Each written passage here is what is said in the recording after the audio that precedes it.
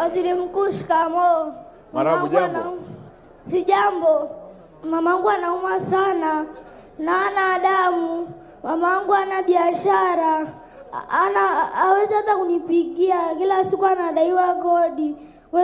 Waziri Mkuu, naomba unisaidie. Unakaa wapi? Daraja 2 dispensary. Daraja 2 dispensary. Ndio. Mheshimiwa diwani wa Daraja 2 yuko wapi? Mheshimiwa diwani, hebu sogea hapo kwa wewe mtoto. Ili bwana unalimudu hili. Hebu fuatilia tumsaidie huyo mama. Fuatilia ujue ni kwao ni wapi, unamfahamu? Napokea Mheshimiwa Waziri Mkuu. Hebu fuatilia basi tujue ni wapi na utapeana namba na wasaidizi wangu tuone tunamsaidiaje.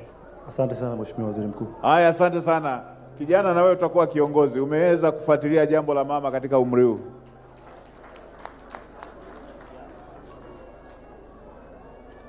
Hongera sana.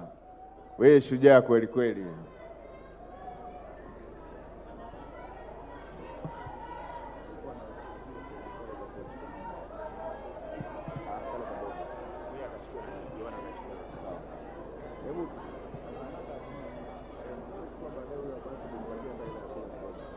Siende mbali.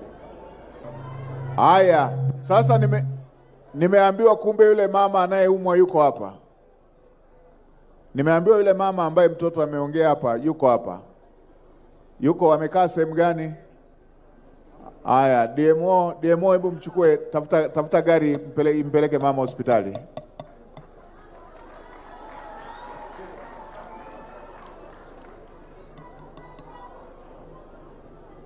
Peleke akatibiwe.